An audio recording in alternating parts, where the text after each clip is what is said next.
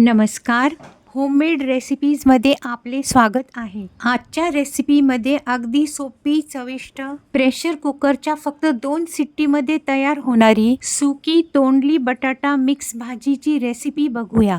लागणारे साहित्य: 250 ग्रॅम ताजी तोंडली, 2 बटाटे, 1 मोठा पिकलेला टमाटा, कोथिंबीर, कढीपत्ता आणि लागणारे साहित्य: अर्धा चमचा मोहरी, अर्धा चमचा जिरे, चिमूटभर हिंग, पाऊण चमचा हळद पावडर, 1 चमचा मिरची पावडर, 1 चमचा गरम मसाला, धने पावडर 1 चमचा, कांदा लसूण मसाला 1 चमचा, 2 चमचे शेंगदाणे कूट, 2 मोठे चमचे तेल, मीठ.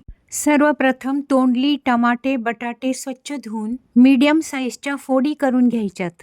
बटाट्याची साले काढून त्याच्या पण मीडियम फोडी करून घ्यायच्यात. फोडणी करेपर्यंत कापलेली भाजी पाण्यात ठेवायची.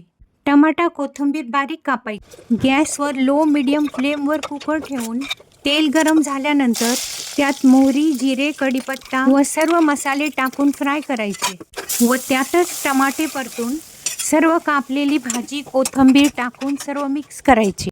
पाणी न टाकता कुकरचे झाकण लावायचे. कुकरच्या फक्त 2 शिट्ट्या करून गॅस बंद करायचा.